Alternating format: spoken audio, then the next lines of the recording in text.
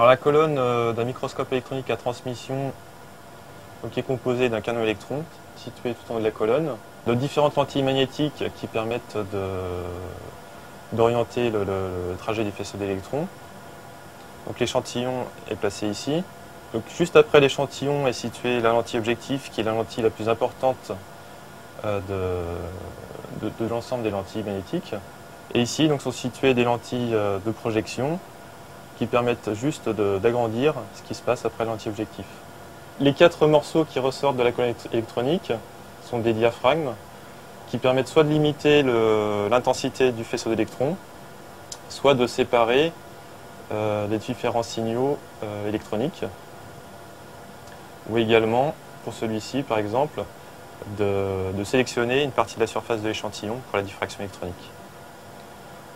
Donc, ici est situé le détecteur de photons X, à partir duquel on peut déterminer la composition élémentaire de l'échantillon et faire de la quantification. Donc ici est situé l'écran d'observation, et sous la table donc on trouve une caméra CCD et ensuite le spectromètre de perte d'énergie. Donc lorsqu'on veut observer des échantillons de poudre en microscopie électronique en transmission, on fait une solution dans laquelle on met l'échantillon en suspension dans un solvant qui se trouve sous cette forme-là. Ensuite, on dépose une petite goutte sur une grille en cuivre et on va placer cette grille sur le porte-objet. Donc il y a une canne qui fait à peu près une vingtaine de centimètres de long. Donc une fois que la rondelle en cuivre est installée sur le porte-objet, on peut l'introduire dans le microscope au niveau de la platine goniométrique. Et étant donné que les électrons interagissent énormément avec la matière, toute la colonne électronique est sous un vide très poussé. Et donc il y a une étape de pompage pour passer de la pression atmosphérique à la pression du microscope électronique.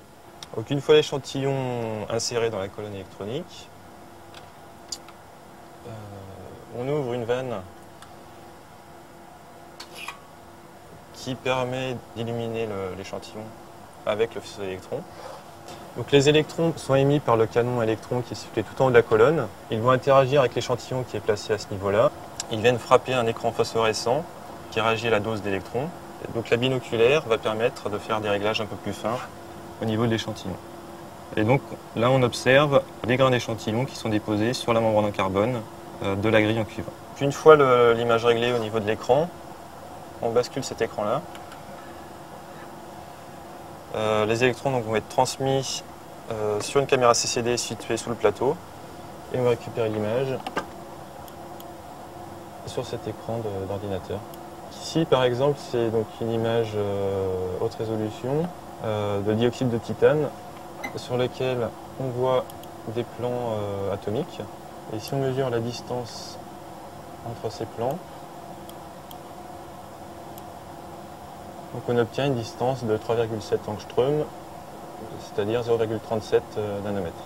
Alors si on décale le plan d'observation dans la colonne électronique, on obtient des clichés de diffraction électronique, donc qui sont des clichés de taches ponctuelles ou d'anneaux, si le matériau est cristallisé. Et la symétrie du cliché de diffraction permet de remonter à la symétrie du grain cristallisé et à son orientation par rapport au faisceau. Les systèmes de détection couple microscope permettent de mieux caractériser l'échantillon d'un point de vue chimique. Donc, par exemple, sur ce spectre de perte d'énergie, on a 2 pics ici qui correspondent à du cobalt et ici 2 pics qui correspondent à du nickel. Et le rapport entre les aires sous ces pics permettent de remonter au taux de cobalt par rapport à celui du nickel.